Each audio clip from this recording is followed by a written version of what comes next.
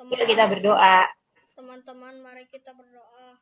Tuhan Yesus, kami mau memulai Kids Altar, berkati Kak Yudi supaya bisa memimpin kami saat Kids Altar, mengajari kami. Dalam nama Yesus, haleluya, amin.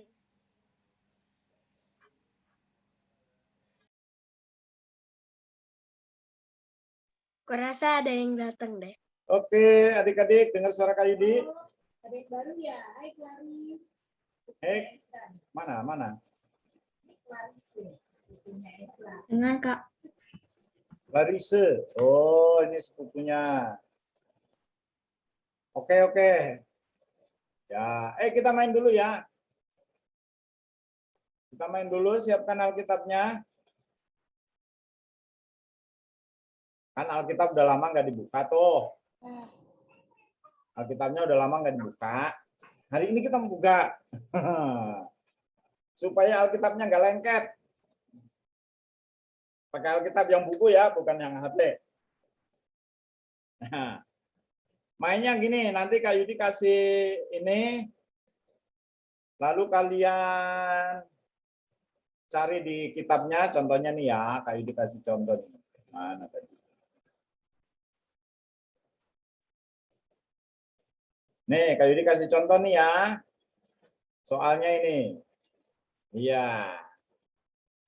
Perjanjian baru kitab kedua kurang 1. Kitab apa tuh? Kitab pertama di perjanjian baru kitab apa? Ayo lupa udah. Kitab pertama di perjanjian baru. Matius. Ya, Matius. Pasal 5 tambah 5, pasal berapa jadinya? Pasal 10. Oke, pasal 10. Ayat ke-5 kali 2, pasal berapa? Ayat berapa? 10.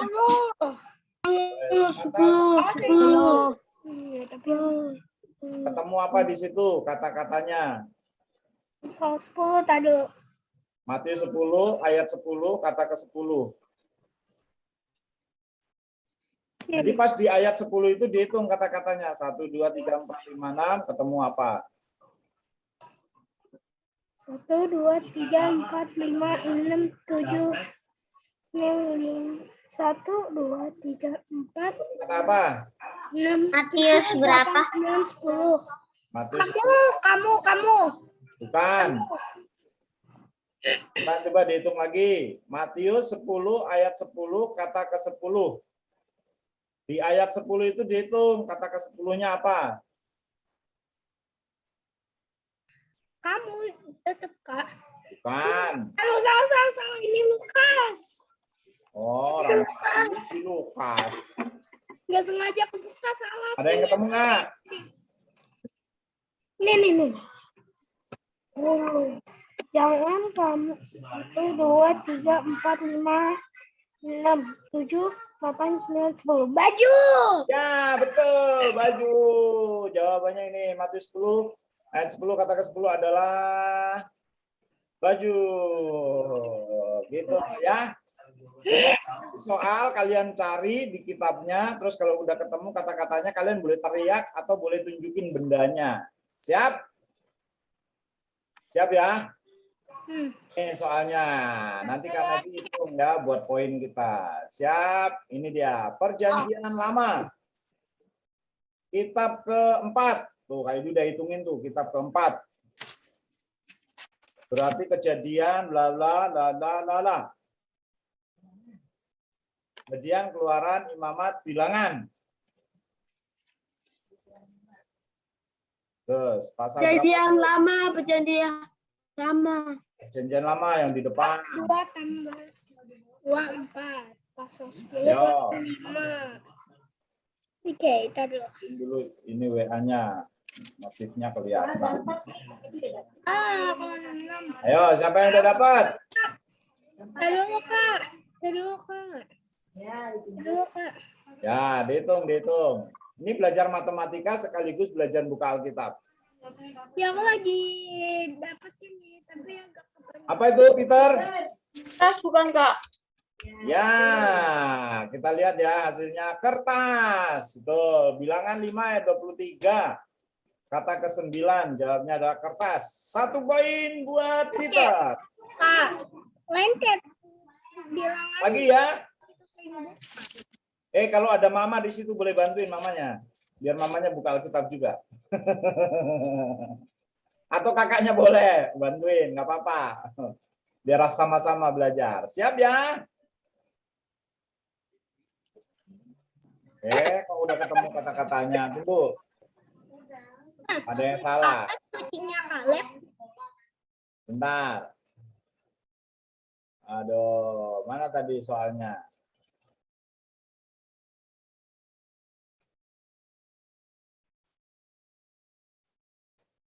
Nih, kali beginiin aja deh. Soal berikutnya nih. Perjanjian lama lagi.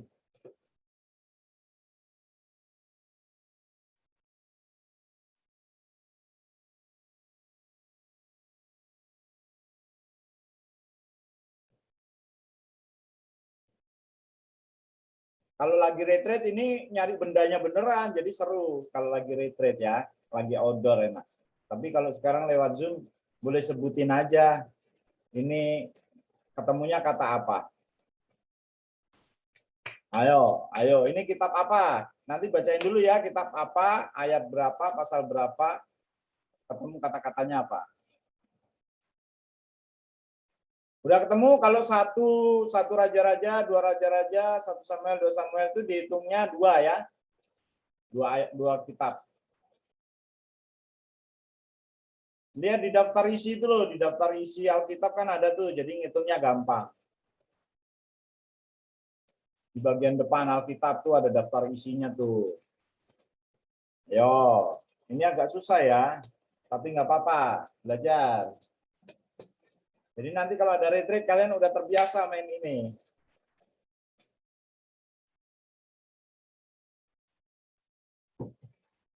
Karena itu juga belum ketemu tuh. Karena itu aja bingung. Sebut nggak, Kak? Ketemu kitabnya apa, Peter? Amsal. Amsal berapa? Amsal 6, ayatnya 6. Ya betul, semut. Nah, nih jawabannya semut nih. Amsal 6 ayat 6 kata ke berapa tuh? 5. 5 itu kan sebenarnya. Coba dibuka dulu. Dibuka dulu. 20 itu ya saya, Kak. Buka Amsal. Kitab ke-20 itu Amsal. Coba buka pasal 6 ayat 6. Benar nggak kata-katanya semut? Coba. Amsal 6 ayat 6 kata ke-5. Benar semut? Benar semut nggak?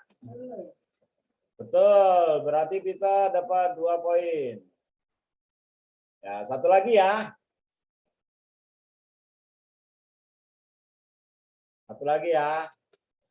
Perjanjian baru deh. Oke, perjanjian baru ya.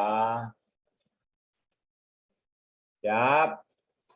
Ini dia soalnya. Satu lagi ya, satu lagi ini aja. Oke. Perjanjian baru kitab ke-25 dikurang 5 dikurang 5. Waduh, 25 kurang 10 itu mah.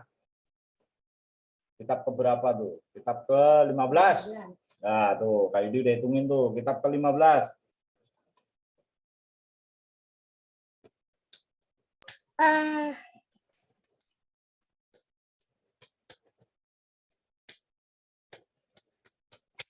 Kitab ke-15 pasal ke-6. Tuh, udah Kak Yudi hitungin. Ayat ke-10.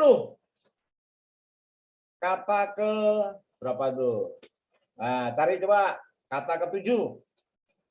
Wih, udah Kak Yudi hitungin. Kalian tinggal nyari. Uang, Kak. Hah? Uang. Uang ketemunya di kitab apa? 1 Timotius 6 ayat 10 kata ke-7. Betul, jawabannya adalah uang nih. 1 Timotius 6 ayat 10 kata ke-7, uang. Kalau pas kita lagi di gereja atau kita outdoor lagi retreat seru ini, lari-lari nyari uang. Uang.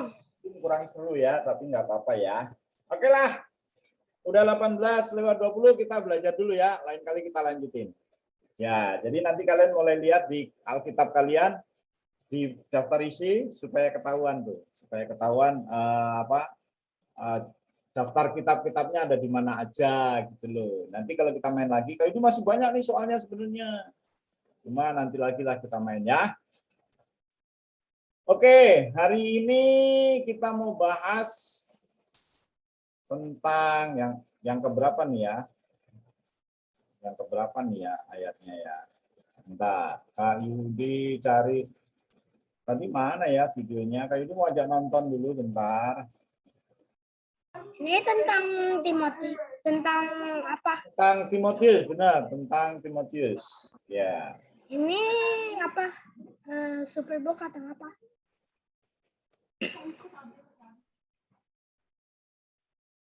Ya, udah. Siapa yang masih hafal ayat hafalannya? Adrian, Kak. Hah? Adrian. Oke, Adrian, silakan. Mazmur 139 ayat 14. Aku bersyukur kepadamu oleh karena kejadianku dahsyat dan ajaib. Ajaib apa yang kau buat dan jiwaku benar-benar menyadarinya. Ya, good. Ada lagi yang hafal? Ya, beberapa persen kurang. Good, Adrian. Ya. Udah 4 minggu loh, masa nggak hafal? Ini kan yang custom. Dev. Ya, Dev. silakan Dev. Mazmur 139 ayat 14. Aku bersyukur kepadamu oleh karena kejadianku dahsyat dan ajaib. Ajaib apa yang kau buat dan jiwaku benar-benar menyadarinya. Ya, betul. Ini custom creation seri keempat ya. Jadi pasti harusnya udah hafal. Sebulan cuma ngafalin 1 ayat kok. Oke. Ya, Kak Yudi lanjutin dulu ya. Ini dia nih ayat hafalannya. Aku bersyukur kepadamu oleh karena kejadianku dahsyat dan ajaib. Ajaib apa yang kau buat dan jiwaku benar-benar menyadarinya. Ada yang ingat nggak waktu pelajaran pertama Kak Yudi bahas tentang apa tuh? Ingat nggak? Saya ini ciptaan spesial karena apa? Soalnya Tuhan menciptakan kita berbeda dan spesial. Ya, spesial. Terus apa lagi? Ingat nggak yang serupa apa tuh? Gambar dan serupa dengan Allah. Betul, serupa dan segambar dengan Allah ya. Jadi kita diciptakan itu spesial, serupa dan segambar dengan Tuhan. Lalu berikutnya Tuhan menerima kita apa adanya, itu kisahnya si Matius. Kemudian minggu kemarin tentang kelebihan kita yang bisa kita pakai untuk melayani Tuhan seperti Lydia. Dan hari ini kita akan belajar tentang membuat perbedaan. Nah, ini kisahnya si Timotius. Timotius ini dididik, dia keluarga yang takut akan Tuhan. Kemudian dia dari kecil, si Timotius ini dibimbing oleh neneknya. Neneknya namanya Lois. Lois juga mengasihi Tuhan. Dia mengajari Timotius dari kecil firman Tuhan. Keren ya, dari neneknya takut Tuhan. Lalu mamanya juga namanya Eunike. Dia juga mengasihi Tuhan.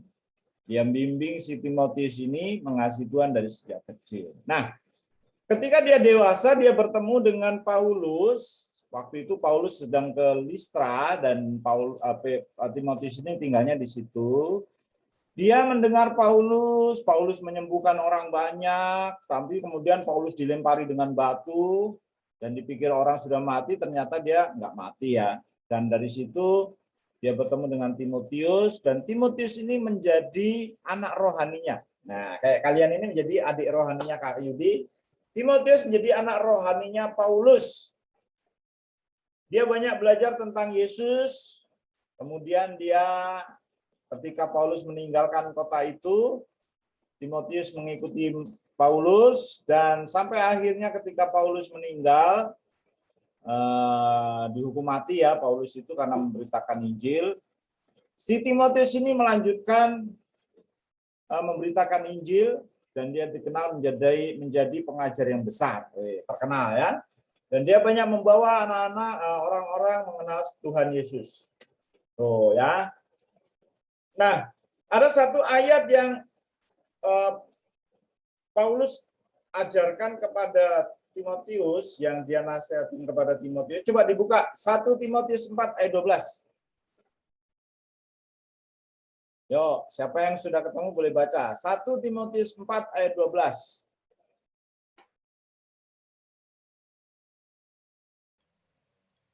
Jangan seorang pun menganggap engkau rendah karena engkau muda.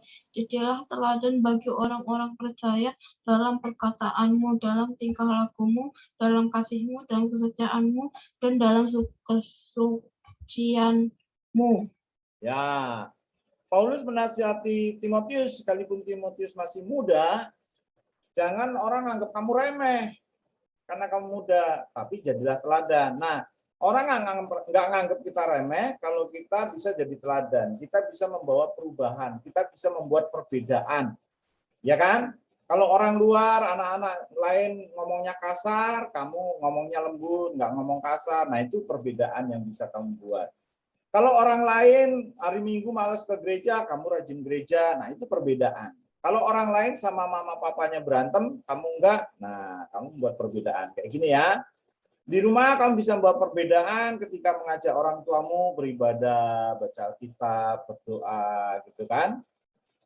Nah, ketika kita menemukan siapa diri kita, dari awal kita udah tahu kita ciptaan Tuhan yang spesial, gambar dan rupa Allah, kemudian kita punya kelebihan, Tuhan menerima kita apa adanya, maka ketika kita tahu siapa kita ini ciptaan Tuhan yang spesial tadi, kita bisa membuat perbedaan. Dimulai di sini, ya.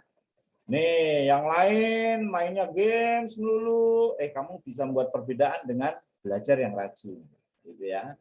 Nanti ketika yang lain nilainya jeblok, nilainya jelek, kamu nilainya bagus. Kok kamu bisa nilainya bagus? Ya, aku nggak main game terus. Aku sih main game, tapi aku batasin main gamenya paling banter cuma 1 jam. Selain itu, aku gunakan untuk belajar. Nah, itu kalian bisa membuat perbedaan. Karena Tuhan punya rencana yang besar atas diri kalian, ya. Yang berikutnya ngapain? Nih, yang lain suka bertengkar, suka ribut, gampang marah. Kamu suka berdamai. Kak, aku pernah. Ya, itu adalah perbedaan yang bisa kita buat. Ketika kita tahu bahwa kita ini ciptaan yang spesial. Tuhan membuat kita secara khusus untuk melakukan pekerjaan baik, kata Rasul Paulus juga ya. Untuk melakukan pekerjaan yang baik Tuhan sudah siapkan, makanya kita harus berbeda juga. Coba yang ini. Yang lain mah nggak mau berdoa, habiskan waktu untuk main HP terus. Kamu memilih untuk berdoa, menggunakan waktu untuk baca Alkitab, untuk beribadah, ngajak keluarga, mama papa untuk berdoa. Nah, itu sebuah perbedaan yang bisa kamu lakukan dimulai di rumah, ya. Dimulai di rumah, nggak usah jauh-jauh. Dimulai di rumah. Kalau yang lain nggak mau bantuin mama papa lagi sibuk, kamu bisa bantuin, ya. Di rumah mama lagi sibuk, piringnya banyak yang kotor, Ma, aku bantuin cuci piring ya. Nah, itu kamu sudah membuat perbedaan. Seperti nasihat Rasul Paulus tadi, jadilah teladan dalam apa? Perkataan kita. Ngomongnya nggak kasar. Tingkah laku kita sopan, suka membantu, gitu ya. Dalam kasihmu, wah, suka mengasihi orang. Lalu dalam kesucianmu, nah itu, ya, kita belajar membuat perbedaan. Dimulai di mana? Di rumah. Nah, Kak Idi mau ajak kita nonton sebuah video. Ini sebuah kisah ketika orang nggak mau menerima dia. Lalu mamanya mengajari dia bahwa kamu ini spesial, nggak menganggap dia bodoh. Kemudian dia menjadi orang yang berbeda dan membuat perubahan untuk dunia. Wah, keren ya. Siapakah dia? Kita lihat ya.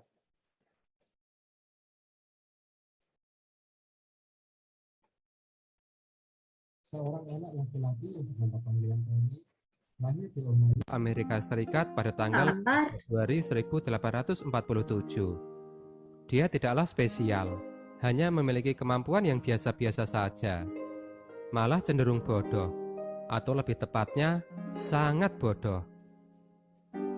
Saat di sekolah, Tommy yang saat itu berusia 8 tahun tidak mampu mengikuti pendidikan yang diajarkan.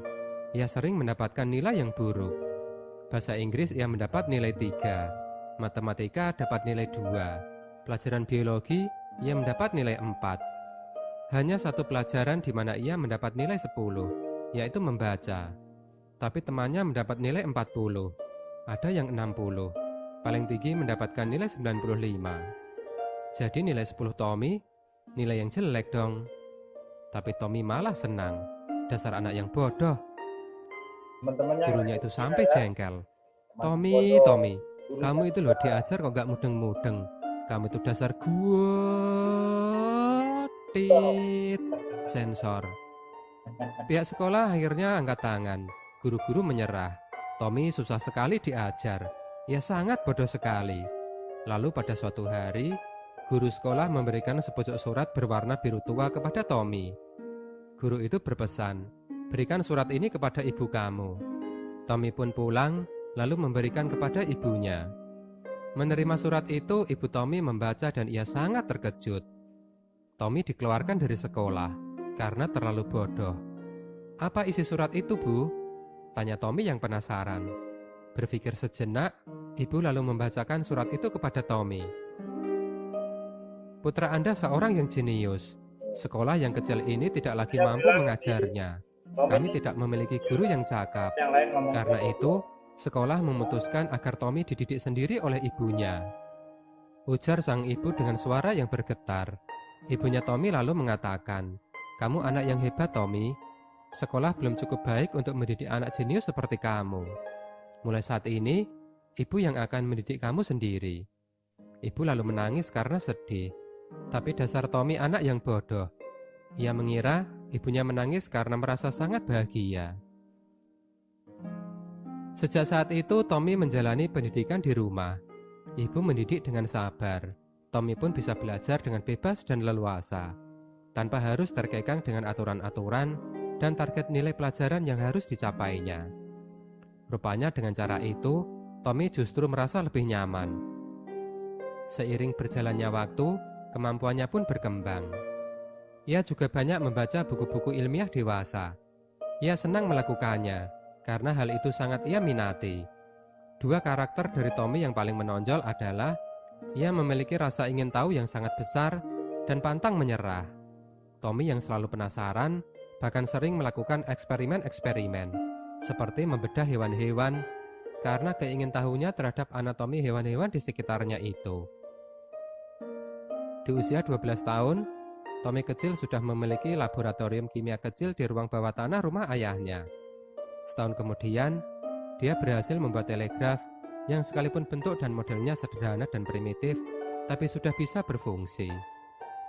Di usianya yang masih belia, Tommy bahkan sudah bekerja dan mencari uang sendiri dengan berjualan koran di stasiun kereta api selama beberapa tahun.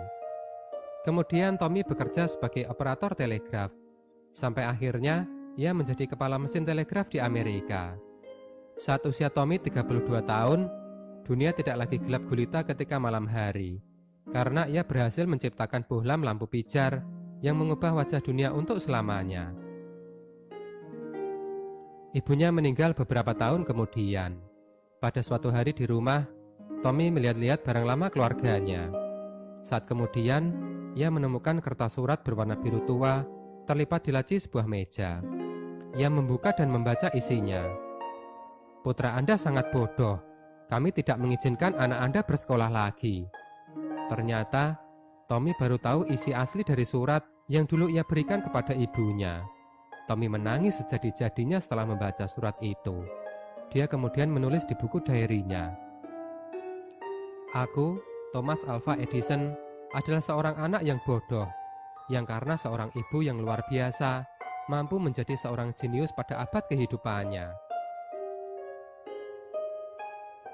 Jika saat ini kita menikmati lampu yang terang, ingatlah bahwa kita berhutang bukan hanya kepada Thomas Alva Edison yang jenius, tapi juga kepada seorang ibu yang mengajar anak yang bodoh dengan cara yang berbeda telaten, sabar, dan cermat, hingga anaknya itu tidak hanya menjadi pintar, tapi juga menjadi orang yang sangat berguna. Mengajar dengan memperhatikan minat dan bakat anaknya. Jika suatu hari nanti putra atau putri kita mendapatkan cap bodoh, cap tidak berguna, cap lamban, atau cap-cap buruk yang lainnya, yang sama seperti Thomas Alva Edison dapatkan sewaktu ia kecil, maka siapakah yang akan kita percayai? Anak kita atau orang-orang di sekitarnya yang selalu negatif dan tidak mampu melihat kekuatan dari anak kita? Selesai. Nah, ya. Jadi karena ada mama yang membuat perubahan, perbedaan dengan orang lain, maka Tommy yang dibilang bodoh sama gurunya, sama teman-temannya, bahkan kalau dalam bahasa Inggrisnya surat itu berkata bahwa Tommy itu sakit jiwa, sakit mental gitu ya, karena saking bodohnya. Jadi mamanya sedih sebenarnya, tapi mamanya tetap bilang kamu anak pintar, kamu spesial gitu ya. Lalu mamanya ajari dia sendiri, sampai akhirnya Tommy yang bodoh tadi menjadi anak yang jenius. Dan orang-orang yang bilang dia bodoh itu akhirnya memakai penemuannya si Tommy ya. Salah satunya yang kita pakai di rumah, bohlam lampu ya. Nah, itu jadi sebodoh-bodohnya anak itu spesial, tetap pasti punya kelebihan. Jadi jangan pernah menganggap diri kita bodoh, karena kita ciptaan Tuhan yang spesial. Dan kita adalah gambar dan rupa Allah yang punya kuasa untuk menciptakan sesuatu. Keren ya? Ya, yuk, sudah kita tahu bahwa kita ini ciptaan spesial, mari kita membuat perbedaan dimulai di rumah. Jadi anak yang rajin belajar, rajin berlatih, punya talenta dikembangkan, ya, punya keahlian dikembangkan, supaya kalian menjadi anak-anak yang ahli seperti Thomas Alva Edison yang membuat perubahan buat seluruh dunia. Wah, keren ya videonya ya. Oke, ada yang mau nanya hari ini soal pelajaran hari ini, sharing kita hari ini?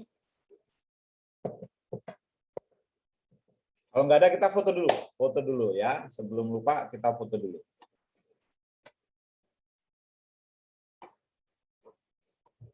Yuk buka kameranya yang masih ditutup. Yang masih ditutup kameranya dibuka. Ya ini sekalian buat laporan ya buat absen kita ya. Supaya datanya bagus. Nanti kalau kalian pindah kelas, datanya akan kita berikan ke kakak yang selanjutnya. Jadi bisa dipakai buat absen, nanti buat apa ya biasanya? Buat Clarice. Iya. Oh iya, mana Clarice-nya? Masih ada kah?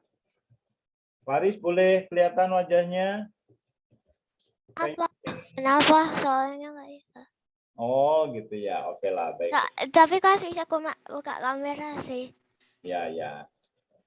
Ya, siap ya. Selamat. Nah, nggak usah malu, kan kamu anak Tuhan yang spesial juga. Siap ya? Siap, 1, 2, pasang wajah yang paling cakep. 2, Ezra, kok Ezra berubah jadi robot? 1, 2, mana Ezra wajahnya? 1, 2, 3. Iya, sekali lagi, pasang wajah yang paling lucu. 1, 2, 3. Oke, ada yang mau nanya silakan. Tidak. Ada yang mau kesaksian silakan. Ada yang mau didoakan silakan. Aku nggak lihat itu Farel, di mana Farel? Farel izin kan tugasnya banyak. Oh, Farel izin. Semangat Farel, mudah-mudahan dia dengar. Aku kan mau Kak. Kenapa Clay? Ya seperti biasa lah. Ya, seperti biasa buat papa mama ya. Gimana hari-hari ini semua sehat papa mama?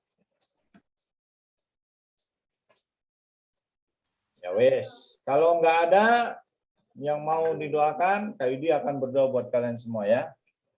Ezekiel, maaf Kak, tadi aku habis baterai. Oke, nggak apa-apa ya. Ya udah, ayo kita berdoa. Kak Yudi tahu. Siapa yang mau liburan? Kita berdoa. Clarice. Oh, Paris belum. Aris mau liburan. Suatu Mei mau liburan aku. Oh, Belum tentu. belum tentu ya.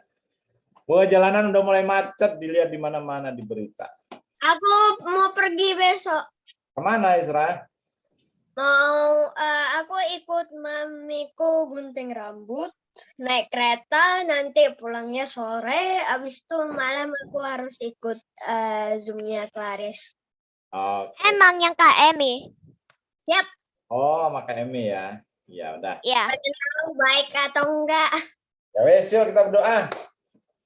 Mari kita berdoa. Tuhan Yesus, terima kasih hari ini kami sudah belajar sepanjang bulan ini bahwa kami adalah ciptaan Tuhan yang spesial. Kami diberi talenta, diberi kuasa untuk mencipta. Kami nggak perlu minder lagi. Kami nggak perlu merasa kecil, merasa bodoh, karena kami diberikan akal yang hebat sama Tuhan. Urapi setiap anak-anakmu dalam sekolahnya, belajar yang rajin, jadikan mereka juara-juara di sekolah mereka, Tuhan. Jadikan mereka juga teladan seperti Timotius, membawa perubahan di rumah, membawa perbedaan di dunia ini, Tuhan. Jadi terang dan garam bagi banyak orang. Tuhan Yesus, hamba berdoa secara khusus buat Clay, berkati papa mama dalam usahanya, pekerjaannya, Tuhan memberkati, bukakan pintu-pintu berkat-Mu, sehingga papa mama bisa mendapatkan berkat yang berlimpah, menjadi saluran berkat buat anak-anaknya, bahkan buat orang lain. Menjadi kesaksian bagi banyak orang. Juga berdoa buat adik-adik yang minggu ini akan liburan, Tuhan Kau menjagai mereka. Kalau mereka pergi dengan kendaraan pribadi, Tuhan jagai sepanjang perjalanan, jauhkan dari segala mara bahaya dan kecelakaan. Berikan perlindungan juga dari wabah yang masih ada di sekitar kami. Berkati adik-adik yang liburannya di rumah juga, Engkau memberikan sukacita.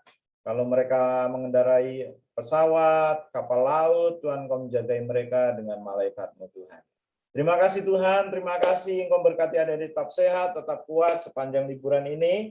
Jauhkan dari segala sakit penyakit yang ada di sekitar kami, Tuhan. Terima kasih Tuhan, terima kasih. Berdoa juga buat Papa Mama, dalam setiap pekerjaan, dalam usaha, pelayanan, Engkau berkati mereka terus berlimpah-limpah.